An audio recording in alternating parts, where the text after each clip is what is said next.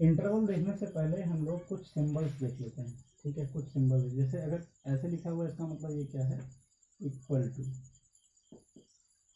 Equal to का मतलब इधर वाला साइड जो है और इधर वाला साइड है, इसको बोलते हैं लेफ्ट हैंड साइड, बाएं हाथ के तरफ का पार्ट, ठीक है ना। और इसको क्या बोलेंगे, राइट हैंड साइड।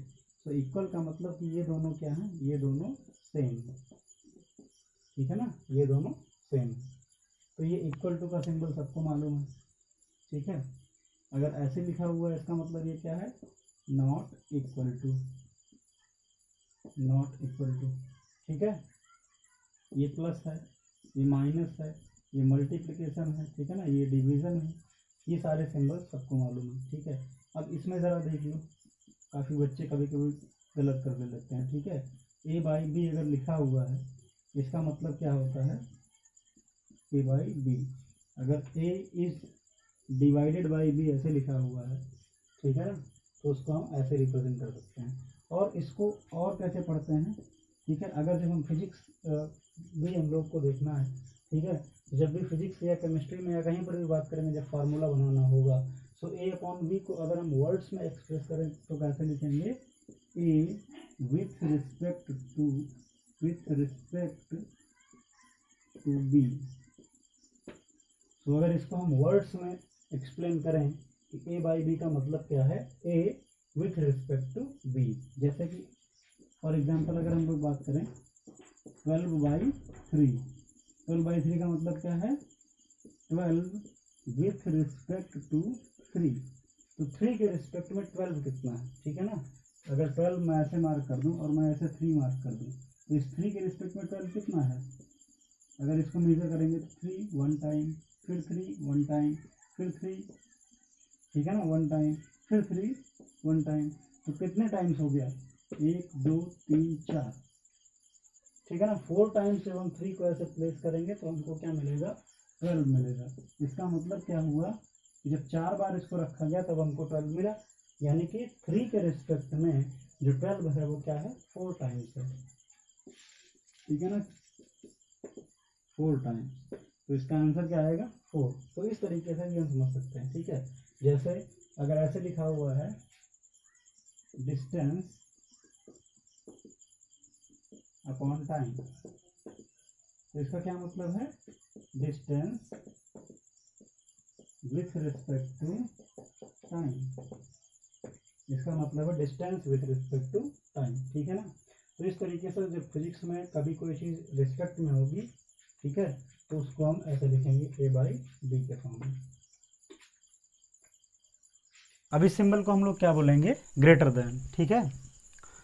सो अगर ऐसे लिखा हुआ है ए ग्रेटर देन बी, तो इसको हम क्या पढ़ेंगे, इसको पढ़ेंगे ए इज ग्रेटर देन बी, ठीक है ना। ए जो है बी से बड़ा है, जिसकी तरफ ये इसका फेस होता है, ठीक है ना, वो क्वांटिटी क्या होती है, बड़ी होती है। तो ए बड़ा है बी छोटा है, इसलिए मैंने इसको क्या बोला, ग्रेटर देन। हमेशा हम रीड किधर से करते हैं, लेफ्ट साइड से, ठीक है ना। तो पहले किसको हम पढ़ेंगे, इसको, तो क्या बोलेंगे, A is greater than B, ठीक है। ऐसे दूसरा सिंबल हम बनाते हैं, इसको क्या बोलते हैं, लेस देन, इसको बोलते हैं लेस देन, ठीक है ना। तो ऐसे लिखा हुआ है अगर A is less than B, इसका क्या मतलब है, इसको लिखेंगे A is less than B, ठीक है, A is less than B. Next क्या है, नेक्स्ट है ग्रेटर देन और इक्वल टू। ग्रेटर देन और इक्वल टू, इसको क्या पढ़ेंगे, ग्रेटर देन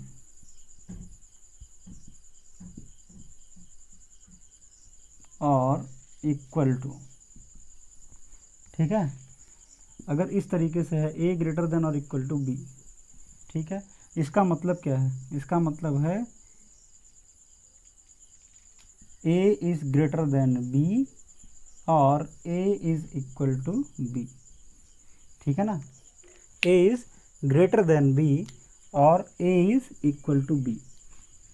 सो दोनों में से कोई भी कंडीशन ट्रू हो, दोनों में से कोई भी कंडीशन ट्रू हो, ए या तो बी से बड़ा हो या फिर बी के बराबर हो। इस स्टेटमेंट का मतलब क्या है, ए या तो बी से बड़ा है या फिर ए जो है वो बी के बराबर है। तो अगर मैं एक क्वेश्चन पूछूं कि बताओ जो कुछ स्टेटमेंट लिखे हुए हैं इनमें से कौन सही है कौन गलत है, जैसे ऐसे लिखा हुआ है 5 इज़ ग्रेटर देन और इक्वल टू 7, ठीक है। बी लिखा हुआ है 5 इज़ लेस देन और इक्वल टू 7। तीसरा लिखा हुआ है 5 इज़ ग्रेटर देन और इक्वल टू 5। डी लिखा हुआ है 5 इज़ लेस देन और इक्वल टू 5। ई लिखा हुआ है 7 इज़ ग्रेटर देन और इक्वल टू 5, ठीक है। इस तरीके से है। तो इसमें पहला देखो क्या लिखा हुआ, 5 इज़ ग्रेटर देन और equal to 7। So greater than और इक्वल टू 7 का मतलब या तो ग्रेटर हो, ठीक है, या तो ग्रेटर हो मीन्स 5 ग्रेटर देन 7 और इक्वल हो, ठीक है ना। सो क्या ये सही है? नहीं, ये भी गलत है। ये सही है, ये भी गलत है, ठीक है ना। तो दोनों ही स्टेटमेंट क्या है, रॉन्ग, इसलिए ये पूरा स्टेटमेंट क्या होगा, रॉन्ग। सो ये ऑप्शन हो गया गलत, ठीक है ना। नेक्स्ट क्या है, 5 इज़ लेस देन और इक्वल टू 7। तो लेस देन और इक्वल टू का मतलब क्या होगा, या तो लेस देन हो या तो इक्वल टू हो, मीन्स 5 इज़ लेस देन 7 और 5 इज़ इक्वल टू 7, ठीक है। सो इन दोनों में क्या ये स्टेटमेंट सही है? ये स्टेटमेंट सही है, ये स्टेटमेंट रॉन्ग है, ठीक है। सो दोनों में से कोई भी एक स्टेटमेंट ट्रू होनी चाहिए। क्यों? क्योंकि यहाँ पर क्या लगा है, और।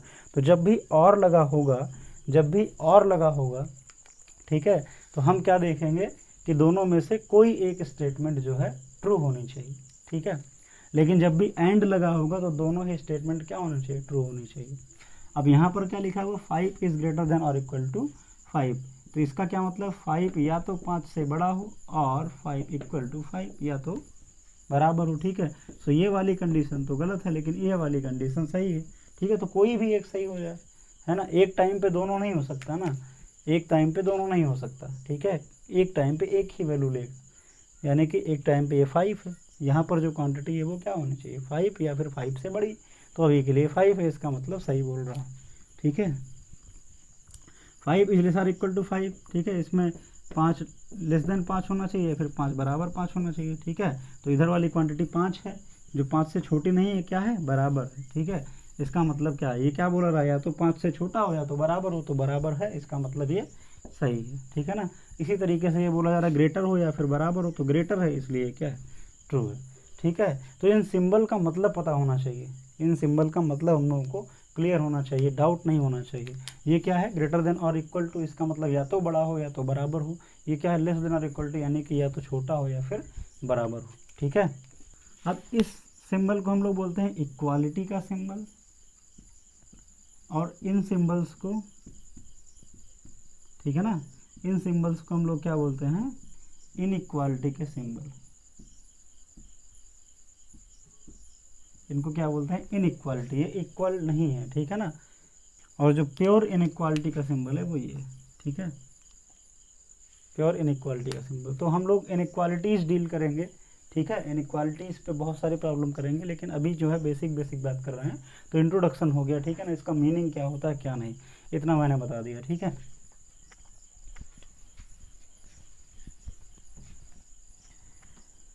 अब नेक्स्ट सिंबल देखते हैं, ठीक है। इस तरीके से अगर लिखा हुआ है, इसका मतलब क्या है, ये है implies that, implies that. Implies that का मतलब क्या हुआ, सॉरी, इम्प्लाइज दैट प्रदर्शित करता है कि, प्रदर्शित करता है कि, ठीक है ना, या ऐसे प्रदर्शित करता है, ठीक। सो ये हो गया इसका मतलब। अगर इसको कट करके रखा है तो क्या हो जाएगा, डज नॉट इम्प्लाइज, ठीक है। तो इस तरीके से फिलहाल इसका यूज ज़्यादा नहीं होता। अगर इस तरीके से है, इसको क्या बोलेंगे हम, इसको बोलते हैं बिलोंग्स टू, इसको क्या बोलते हैं, बिलोंग्स टू। इसका यूज़ हम लोग ऑलरेडी कर चुके हैं, ठीक है। इसका मतलब क्या होता है, संबंधित है। ऐसे अगर कट मार्क लगा हुआ है, इसका क्या मतलब है, does not belongs to, does not belongs, ठीक है ना। अगर इस तरीके से बना हुआ है, इसका क्या मतलब है, एग्जिस्ट, एग्जिस्ट मतलब उपलब्ध है, ठीक है ना, होगा, ठीक है, होगा। उसके बाद इस तरीके से एक सिंबल बनता है, इसको बोलते हैं फॉर एवरी, फॉर एवरी या फिर फॉर ऑल, मतलब सभी के लिए, मतलब सभी के लिए, सभी के लिए, ठीक है। जैसे ऐसे लिखा जाए कि x is equal to 3 for every x belonging to r। जैसे इस तरीके से लिखा y is equal to X square for every x belonging to r। तो इस स्टेटमेंट का मतलब क्या है कि y की जो वैल्यू है वो एक्स स्क्वायर के बराबर होगी। फॉर एवरी का मतलब सभी, सभी x बिलोंगिंग r के लिए, ठीक है ना, सभी x बिलोंगिंग r के लिए। जितने भी x रियल नंबर्स के सेट में हैं या रियल नंबर हैं, ठीक है, उन सभी x के लिए, ठीक है, y की जो वैल्यू होगी वो क्या होगी, एक्स स्क्वायर होगी, y की वैल्यू एक्स स्क्वायर होगी। तो इस हिसाब से, इस तरीके से हम इन सिंबल्स का यूज़ करते हैं, ठीक है। तो सिंबल के बारे में जब मालूम होगा तो ये जहाँ पर यूज होंगे वहाँ पर हमको दिक्कत नहीं होगी, ठीक है। सो ये कुछ सिंबल्स हैं जो हमको ज़्यादातर देखने को मिलते हैं, बाकी जैसे जैसे आता जाएगा मैं उस तरीके से बताते जाऊंगा। तो ये क्या है, ये मैथमेटिक्स की टर्मिनोलॉजी है। मैथमेटिक्स में हम चीज़ों को कैसे लिखते हैं, कैसे रिप्रेजेंट करते हैं और कैसे समझते हैं, ठीक है। तो यहाँ पर मैंने क्या बताया, कुछ सिंबल्स के बारे में बताया। अब हम लोग इस पर बढ़ते हैं इंटरवल पे, ठीक है। इंटरवल, तो इंटरवल कितने टाइप के हो गए, एक होता है क्लोज्ड इंटरवल,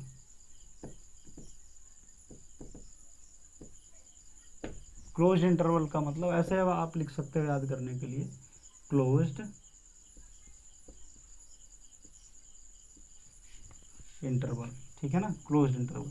सो ये ब्रैकेट, ये मैं क्यों बना रहा हूँ, सी को ऐसे क्यों बनाया, क्योंकि आपको याद रहे कि क्लोज्ड इंटरवल में जो ब्रैकेट बनाते हैं हम वो बिग ब्रैकेट होता है। कौन सा ब्रैकेट होता है, बिग ब्रैकेट, ठीक है ना। दूसरा क्या होता है, दूसरा होता है ओपन इंटरवल। ओपन इंटरवल को हम, ओपन को कैसे लिख सकते हैं, इस तरीके से लिख सकते हैं, है ना, इस तरीके से,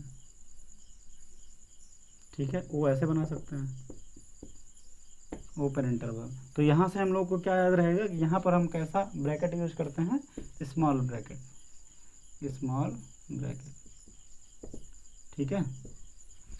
सो एक होता है क्लोज इंटरवल, दूसरा क्या होता है ओपन इंटरवल। ओपन इंटरवल में कैसा ब्रैकेट यूज करेंगे, स्मॉल ब्रैकेट यूज करेंगे, और क्लोज इंटरवल में हम लोग बिग ब्रैकेट यूज करेंगे, ठीक है। ओपन इंटरवल को अगर बिग ब्रैकेट से रिप्रेजेंट करना हो तो इस तरीके से करते हैं, ठीक है ना, इस तरीके से, इसका जो फेस है वो आउटसाइड कर देंगे इधर, तो इसको भी हम लोग क्या बोलेंगे, ओपन इंटरवल, ठीक है। सो दोनों में से कोई सा भी नोटेशन आप यूज़ कर सकते हो। अब इनके मतलब क्या है वो ज़रा समझ लेते हैं, ठीक है। सो अगर ऐसे लिखा हुआ है क्लोज्ड इंटरवल ए कामा बी, क्लोज्ड इंटरवल ए कामा बी, सो इसका मतलब है कि ए से लेकर के बी तक की सारी वैल्यूज़, ठीक है, all values between a and b including